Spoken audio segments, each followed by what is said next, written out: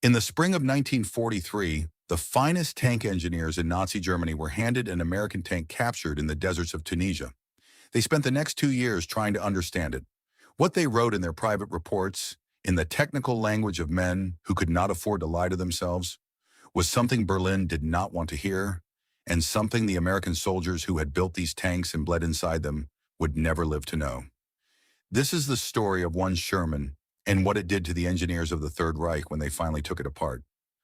The wind came off the Dorsale Mountains at dusk, carrying grit and the smell of burnt oil. Sidi Bouzid, Tunisia, mid-February 1943. The battle was over. What remained was a landscape of dead machines. American tanks lay everywhere. Some were burned black, hatches thrown open, turrets twisted at angles no factory ever intended. Others sat almost peaceful in the dust, engines silent, tracks intact, as if their crews had simply walked away, which in many cases they had. At Sidi Bouzid and in the days that followed at Kasserine Pass, the U.S. Second Corps had learned what the Africa Corps already knew, that the desert punished mistakes without mercy, and that green troops paid the highest price. But among the wrecks, a different discovery was being made. German recovery teams moved between the hulks in the early mornings, before the sun turned the metal too hot to touch. They were looking for intelligence, for maps, for anything the retreating Americans had left behind.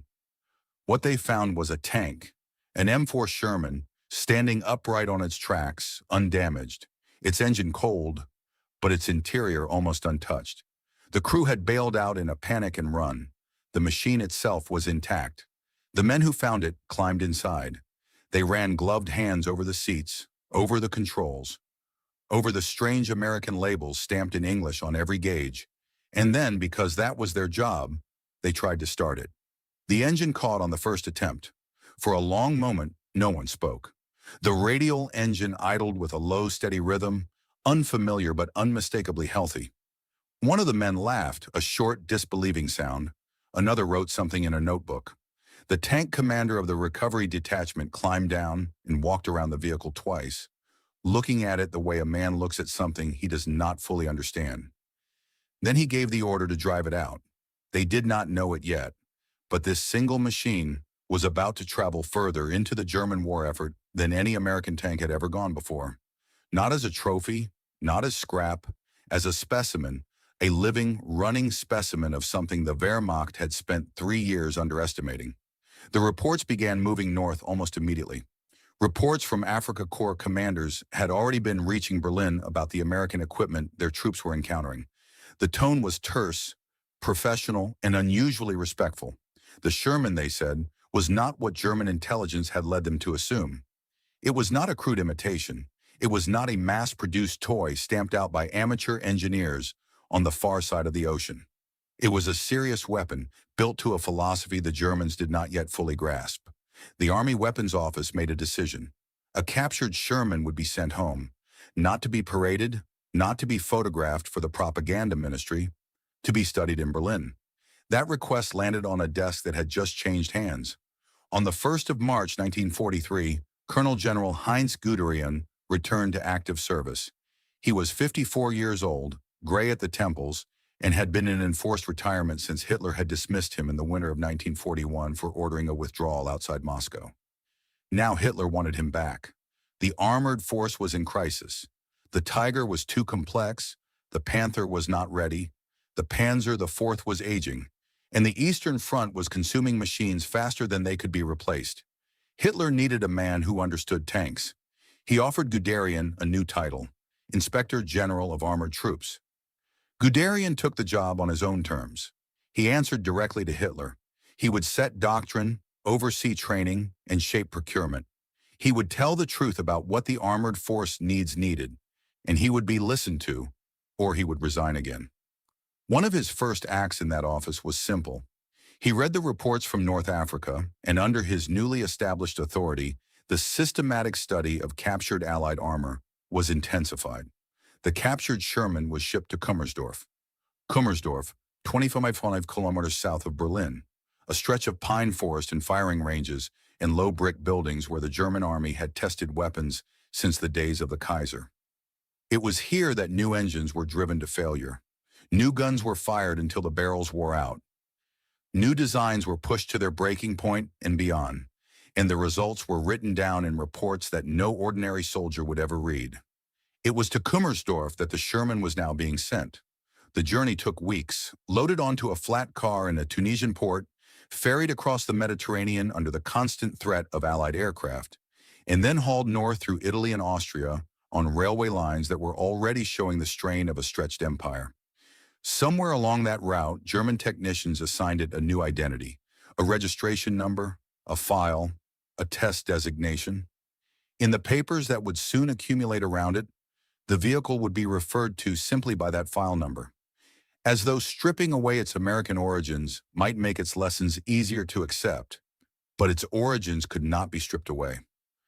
Every rivet, every weld, every stamped part carried the signature of a factory system the Wehrmacht did not possess. And when the flat car finally rolled into Kummersdorf in the spring 1943, the men waiting for it on the platform knew exactly what they were looking at. Chief among them was a man named Heinrich Ernst Kniepkamp. He was 48 years old that year, a career engineer, short, precise in his movements, with the calm, unshakable manner of a man who had spent his entire adult life around machines. Since 1936, he had served as the leading engineer at Waffenprüfamt 6, the office responsible for the design and testing of every armored vehicle in the German army. He had helped shape the Panzer III. He had guided the Tiger through its development, and he was, above all, the father of the interleaved road wheel system that gave the Panther its distinctive appearance and its unmatched cross-country ride. Kniepkamp believed in engineering the way other men believed in music or in God. He believed that a machine, properly designed, could be brought to a state of near perfection, that every gear, every bearing, every housing could be calculated, refined, and optimized until nothing more could be asked of it. He was, in the truest sense, a German engineer of his generation, brilliant, fastidious, and absolutely certain that his methods were the correct ones. And now, under the authority of the new Inspector General, he was going to spend the next several months studying an enemy tank. Not just any enemy tank, the tank that Africa Corps reports had said was more than they thought, the tank that had crossed the desert without braking, the tank whose engine had started on the first pull after being abandoned in the middle of a battlefield. There's a photograph, or so the archives suggest, of the Sherman being unloaded at Kummersdorf. It is early morning. The tank sits on a low trailer, its olive drab paint scuffed and faded, its American star still faintly visible beneath a coat of German markings. Men in field gray coveralls stand around it, notebooks in hand. One of them, according to those who were there, walked a full circle around the vehicle without us saying a word. Then he stopped, looked up at the turret, and quietly began to dictate measurements to an assistant. That man may or may not have been Kniepkamp. What is certain is that the work began within days. The tank was rolled into a covered testing bay. Armor plates were measured with calipers. Angles were recorded to the 10th of a degree. The engine deck was opened. The hull was photographed from every conceivable direction. Somewhere in those first sessions, someone stenciled the test designation across the flank in white paint. And from that moment forward, the Sherman ceased to be an American machine and became instead a specimen, an object to be understood. But there was already something wrong from the German point of view. The recovery team that had driven the tank on the first leg of its journey had submitted their report. It was a short document, almost casual in tone, and it contained an observation that no one at Kummersdorf could quite bring themselves to underline. The Sherman had not broken down, not once. Not on the desert crossing, not on the Italian roads, not on the final stretch through the German countryside. By comparisons, a Panzer III on a similar journey would have required at least 2 major mechanical stops. A Tiger would have required a workshop. A Panther, in the state Panthers were in during the spring of 1943, might not have arrived at all. This was not what German intelligence had led them to expect. The prevailing view in the technical branches had been that American tanks were crude, rushed, built by workers who had learned their trade in 6 weeks, and supervised by engineers whose only experience was in civilian automobiles. There was even a certain contempt in some of the pre-war assessments, a sense that the Americans could produce quantity, perhaps, but never quality. And now, sitting in a testing bay outside Berlin, was a tank that had contradicted every one of those assumptions before the first formal test had even begun. Neefkamp, according to the accounts that survived, was not expansive about it. He was curious. He had spent his career pushing German designs toward greater and greater complexity, greater and greater refinement. He believed in his work, but he was also, above everything else, a scientist. And when a piece of evidence contradicted his expectations, his instinct was not to dismiss it. It was to open the machine, look inside, and find out why. Over the coming weeks, that is exactly what he and his team would do. They would open the transmission, they would open the final drives, they would run the engine, drain the engine, measure the engine, and run it again. They would drive the tank across the Kumus range of ranges in every condition they could contrive. They would compare it side by side with the newest German designs coming off the production lines. And slowly, methodically, the way engineers do, they would begin to understand what they were looking at. They would begin to understand that the tank sitting there, testing Gabe, was not a lesser version of what they were building. It was a different kind of thing entirely, built by a different kind of industry, answering to a different kind of philosophy. And in the one metric that mattered most to men who had to fight and win a war on multiple fronts, it was doing something that their own tanks, for all their brilliance, could not. It was working, and it would not stop. The first thing they took apart was the transmission. It sat on a wooden cradle in the middle of the workshop, drained of oil, the housing opened like a book. Around it, 4 engineers stood in silence, looking at what was inside.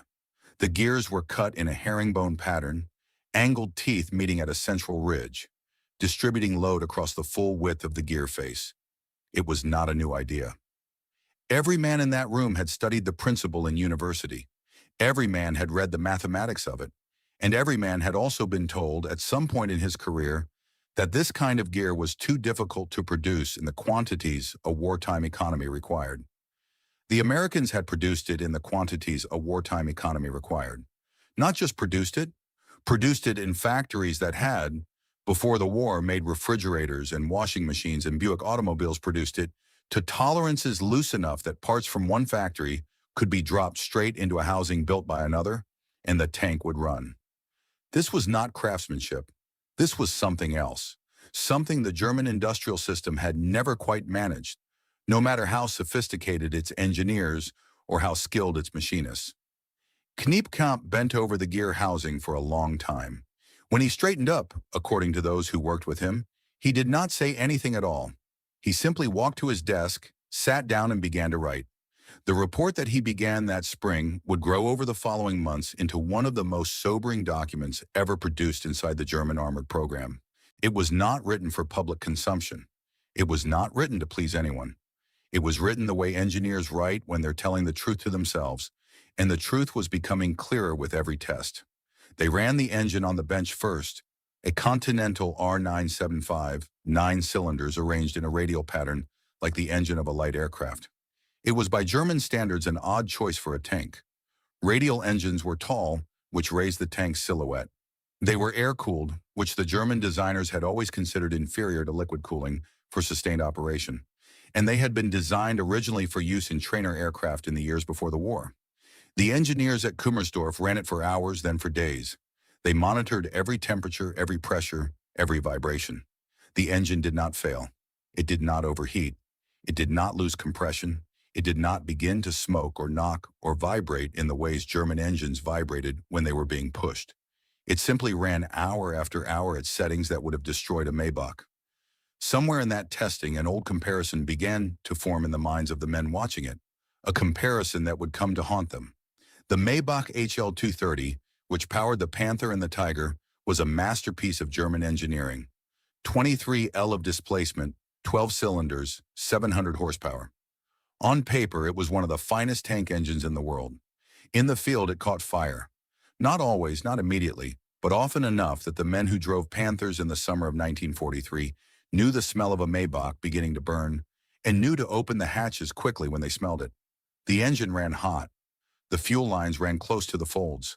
The cooling system, brilliant in theory, was fragile in practice, And under the sustained loads of combat operations, it failed. Not once, not occasionally, repeatedly. Meanwhile, in a workshop outside Berlin, an American engine designed for a trainer aircraft was running for days at a stretch and refusing to break. The engineers did not need to speak the comparison aloud. They wrote it in their notebooks. They filed it in their reports. And they moved on to the next test. The next test was the final drives. Here, the Germans knew they had a problem. Everyone knew. The Panther's final drives, the last set of gears that transferred power from the transmission to the drive sprockets, were the most notorious weak point in the entire vehicle. They failed constantly, sometimes within 100 kilometers of leaving the factory, sometimes on the road march to the front, sometimes in the middle of a battle at the worst possible moment, leaving a 45-ton tank frozen and useless in front of an advancing enemy. The design was known to be inadequate. Niepkamp himself had authorized modifications to try to strengthen it, but the fundamental problem was baked into the geometry of the housing, and no field modification could fix it. To fix it properly would have required redesigning the entire vehicle. And by 1943, Germany did not have the industrial capacity to redesign anything. They could only build more of what they already had, and hope the crews were skilled enough to nurse the machines along. The Sherman's final drives were opened in the same workshop, on the same benches, by the same engineers.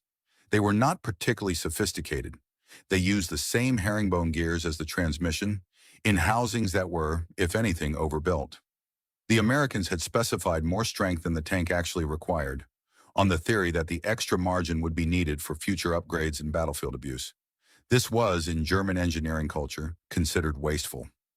You did not use more steel than you needed. You did not build a component to handle stresses it would never see. That was the mark of a designer I knew who had not done his calculations carefully enough. But the Sherman's overbuilt final drives did not fail.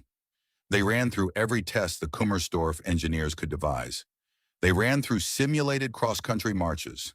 They ran through pivot turns, through steep grades, through the kinds of abuse that would have destroyed a Panther's drivetrain within an afternoon. And when the engineers pulled the housings apart afterward, they found almost no wear at all. One of them, according to the accounts, remarked quietly that the American designer had been afraid of something, afraid of failure, afraid that the soldiers in a field somewhere would be stranded because a component he had designed had not been strong enough. That fear, that engineering conservatism, had produced a machine that did not break. The German designers had feared something too. They had feared weight, complexity that could not be justified on paper, materials wasted on margins that would never be tested, and their fear had produced a machine that broke over and over in ways that they could not fix. The comparison was becoming difficult to escape. In June of 1943, it became impossible. Reich Minister of Armaments Albert Speer came to Kummersdorf. He was 38 years old that year, boyish in appearance, precise in manner, a man who had risen faster and further inside the Nazi hierarchy than almost anyone else of his generation. He was Hitler's favorite architect. He was now, since the death of Fritz Tod the year before, Hitler's principal manager of the war economy. And he had come to see for himself how the newest German designs compared with what the enemy was producing. The demonstration was arranged on the testing grounds. A Panther, fresh from the production line, sat at the base of a long slope. Beside it, a Ferdinand, the massive 65-ton tank destroyer that represented the summit of German heavy armored engineering.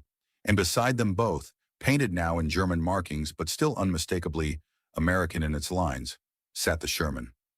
Speer stood on a wooden platform with a group of senior officers and industrialists. The air was warm. The engines idled, filling the space with the low, uneven rumble of tanks waiting for the signal to move. The signal came. The Sherman went first. It rolled up the slope with a smoothness that surprised the men watching. Its transmission shifted cleanly. Its engine held a steady note. Its tracks bit into the earth without slipping. It reached the top of the slope in one continuous motion and turned round, engine still running, ready to go again. The Panther followed. Its Maybach was louder. Its power on paper was greater. It made the climb, but not easily. The driver worked the gears carefully, aware, as every Panther driver was aware, that the transmission did not like to be rushed. The tank reached the top. It had done what was asked of it, but it had done so like an animal being carefully coaxed, not like a machine performing its natural function.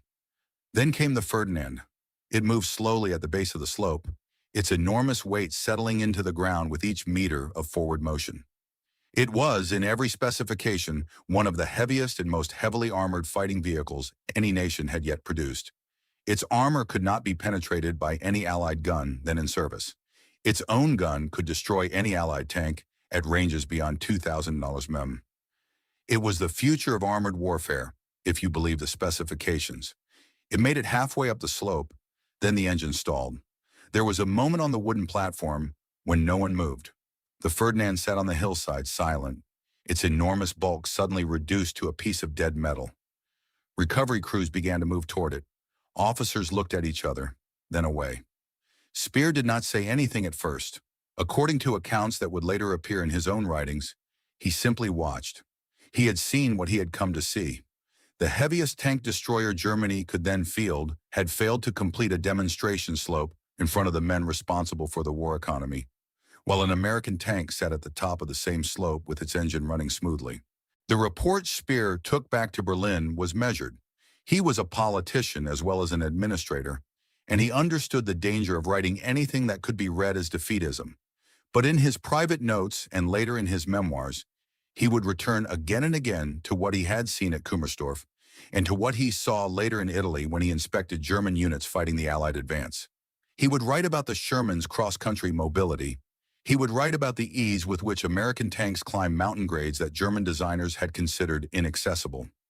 He would write about the 26th Panzer Division and its report on American capabilities. And he would note, with the particularness of a man who has understood something too late, that the American tank was doing things his own tanks could not. But by then, it was already too late, and the war was moving faster than the reports. In July of 1943, less than a month after Speer's visit to Kummersdorf, the German armored force committed itself to the largest tank battle of the war, Operation Citadel, the offensive at Kursk. It was there that everything the Kummersdorf engineers had been writing came due. The Panther was supposed to be the star of Kursk. 200 of them, organized into Panzer Regiment 39, were committed to the offensive straight from the production lines, the newest and most powerful tank in the German inventory. They were expected to punch through the Soviet defenses and win the battle. They did not because Soviet gunners defeated them. Some Soviet gunners did, but the majority of the Panthers that failed at Kursk failed for a different reason. They failed because they broke. Final drives shattered on the approach march, transmissions seized on the first day of combat, engines caught fire in the summer heat and were abandoned by their crews. Of the 200 Panthers that started the offensive, the number that were operational on any given day fell to a small fraction of the total. The rest sat in fields or in workshops or on flat cars being hauled back to Germany for repairs that would take weeks or months. The operational readiness rate of the Panther at Kursk, according to the reports that survived, fell as low as 16%. 16%. For every 10 Panthers Germany had built at ruinous expense using the finest materials and the most skilled workers the Reich could produce, fewer than 2 were capable of combat operations on the days that mattered most. Meanwhile, in Detroit, in Lima, in Chester, Pennsylvania, in factories that had been building automobiles a year before, Sherman tanks were rolling off the assembly lines at the rate of hundreds per week. Every one of them, once shipped, would maintain an operational readiness rate the German commanders could only dream of. Not because they were technically superior, they were not. Their armor was thinner, their guns were smaller, their profile was higher. In almost every specification that mattered on paper, they were the inferior machine, but they ran and they kept running. The Kummersdorf engineers, reading the reports from Kursk in the weeks that followed, understood what they were seeing. They had been writing about it since March. They had been documenting it since April. Their conclusions were now being confirmed in blood and burning metal on the steppes of Ukraine, and still there was more to come. On the night of April 27, 1944, 322 aircraft of Royal Air Force Bomber Command took off from airfields in England and flew southeast into the darkness. Their target was a small city on the northern shore of Lake Constance in southern Germany. Friedrichshafen, home of the Maybach Engine Works, which built the power plants for every heavy tank in the German army. Home also of the Zahnrad Fabrik Gearbox factory, which sat directly next to it. The raid took less than an hour. When it was over, both factories were ruins. The Maybach plant, the sole source of the HL-230 engine, was so badly damaged that it could not resume production for 6 months. The gearbox factory next to it was destroyed alongside. The Imperial War Museum, in its later assessments, would describe the raid as the most damaging single attack on German tank production of the entire war. For 6 months, no new engines came out of Friedrichshafen. For 6 months, the German army's ability to replace losses among its heavy tanks was cut to a fraction of what it had been. And when production finally resumed in the autumn of 1944, the quality had degraded. The workers who had built engines before had been drafted, and their replacements included forced laborers who had no reason to build well and every reason to build badly. Sabotage entered the production line. Filters in oil passages, gaskets installed backward, bolts left finger tight in critical places.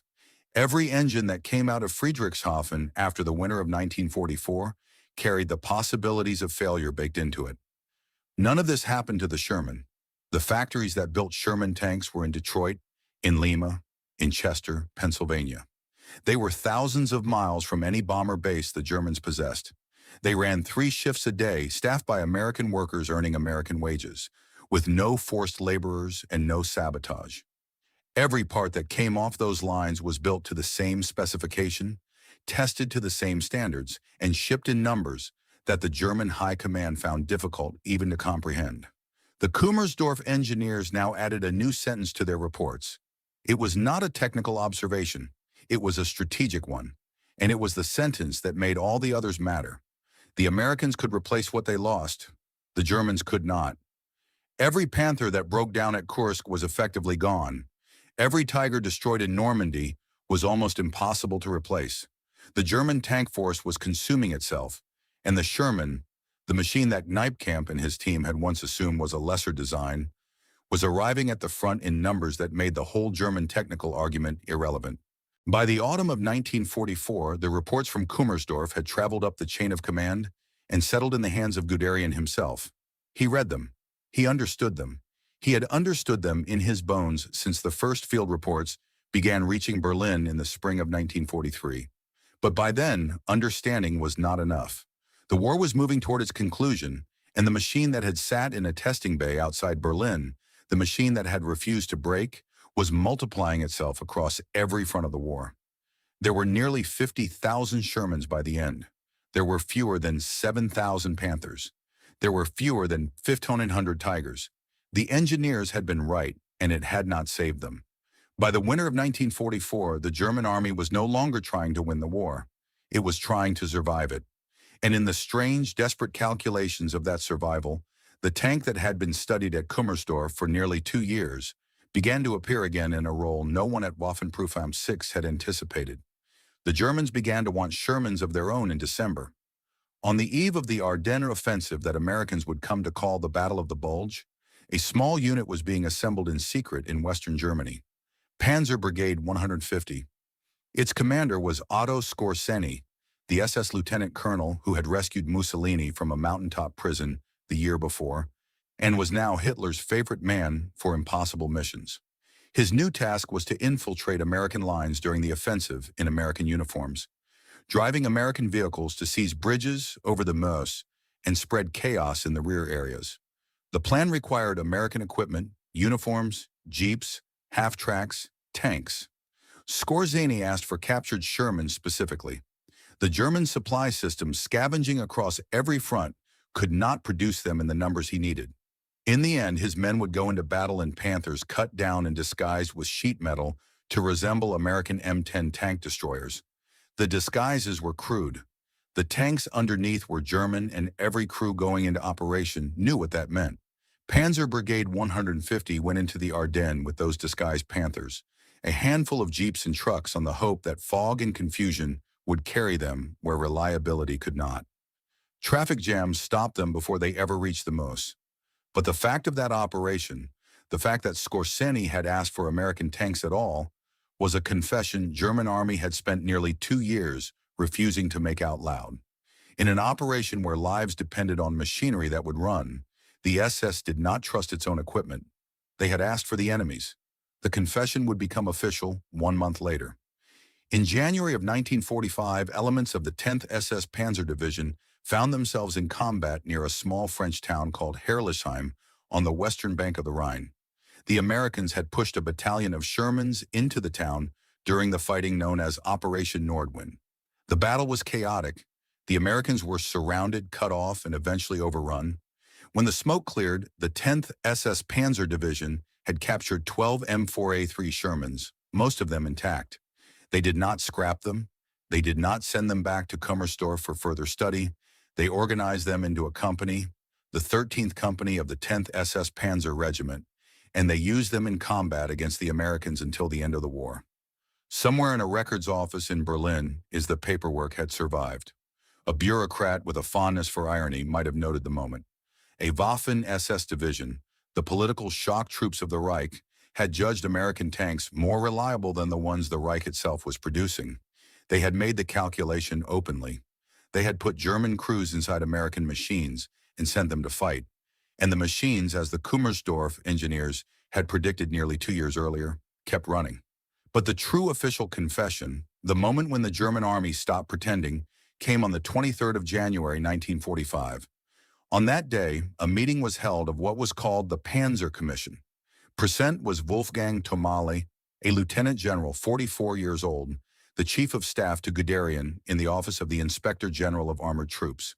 Thomale was a career armor officer. He had commanded tanks in France and in Russia.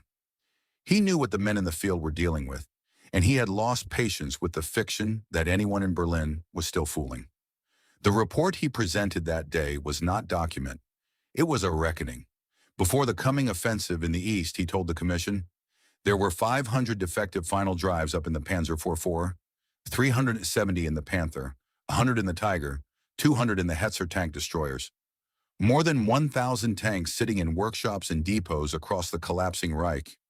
Immobilized by the same failure the engineers at Kummersdorf had identified in 1943, Thomale's next sentence was the one that would echo longest in such circumstances.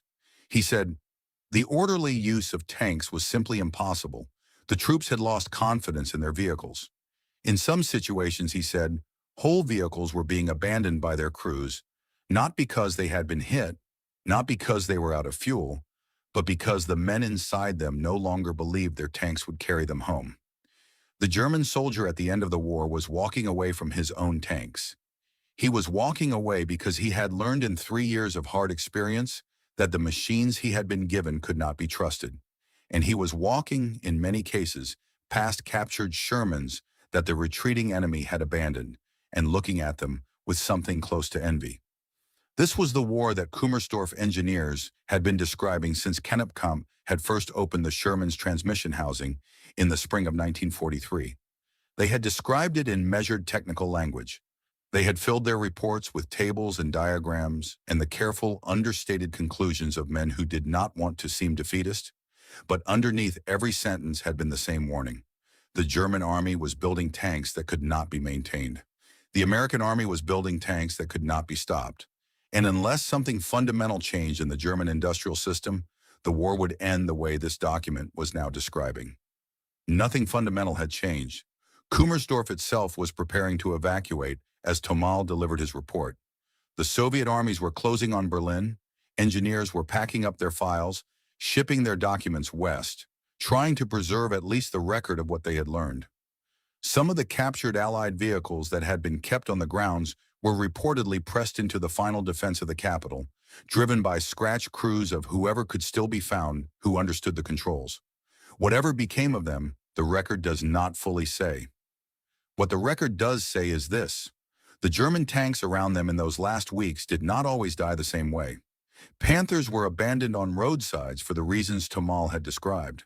Tigers ran out of fuel and were left where they stood. Panzer, the IVs, the workhorses of the German armored force, were pushed into ditches by their own crews to prevent capture, and the crews walked west, hoping to surrender to the Americans instead of the Soviets. The war ended in May of 1945. The men who had done the testing at Kummersdorf scattered. Some were captured by the Soviets, some by the Americans. Knipkamp himself was taken into Allied custody and interrogated at length. American and British engineers spent weeks with him, asking him about German tank designs, about the Tiger and the Panther, about the interleaved road wheels he had invented. They also asked him about the Sherman, about what he had learned at Kummersdorf, about what he thought of American engineering. He answered honestly. He had always answered honestly. That was, in the end, what had made him useful. The Allies eventually released him. He went back to work as an engineering consultant in the new Federal Republic of Germany, advising on technical questions as the country slowly rebuilt. The tank the Bundeswehr eventually built, the Leopard 1, entered service in 1965. It weighed 40 tons. Its armor was thin. Its philosophy was simple. Build the tank as light as possible, as reliable as possible, as easy to maintain as possible, and accept that in the age of shape-charged warheads, no reasonable amount of armor would stop a modern anti-tank weapon anyway.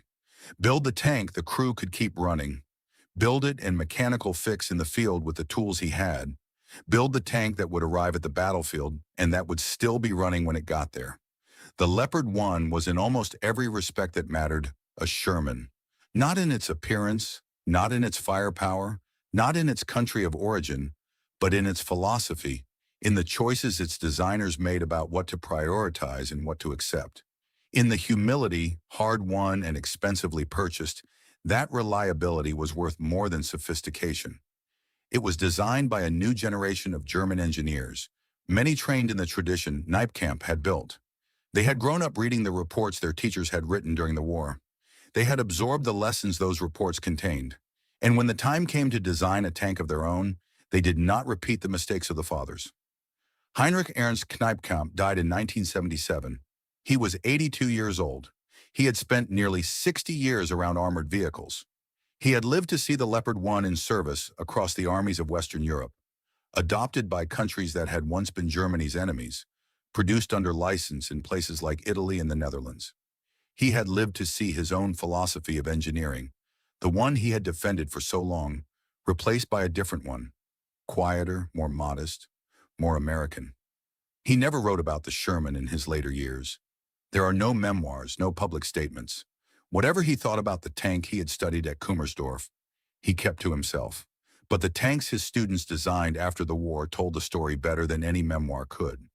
Somewhere in the archives, if the records had survived intact, there might have still be a file with a German designation on it describing a tank captured in Tunisia and shipped to Kummersdorf in the spring of 1943. There might be photographs of it being unloaded from a flat car. There might be measurements of its armor and diagrams of its transmission. There might be the careful, measured conclusions of engineers who had looked at an enemy machine and told the truth about the tank itself is gone. It was one of nearly 50,000. Somewhere along the road of the war, it was destroyed or scrapped or lost. Its crew, the men who had bailed out of it in the deserts of Tunisia in February of 1943, went on with their lives.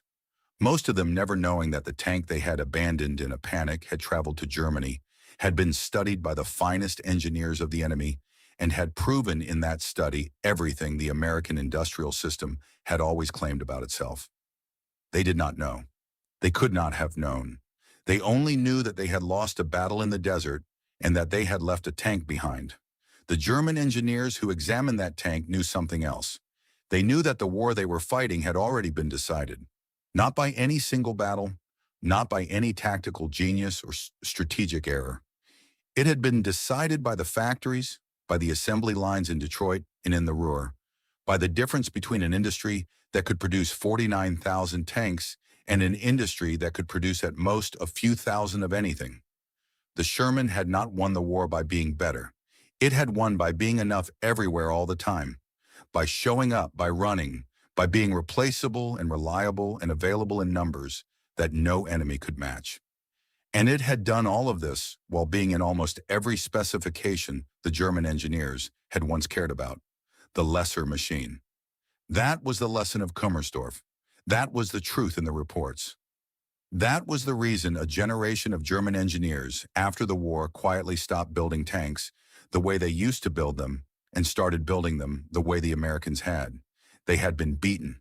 They had understood how they had been beaten. And in the end, in the slow, patient way of engineers everywhere, they had learned. If this story of mechanical truth and industrial might changed how you view the machines that shaped our world, please subscribe and like the channel. We are unearthing the history they tried to bury and the technical secrets that decided the fate of nations. Help us grow the future by remembering the past. The next treasury of history will open soon.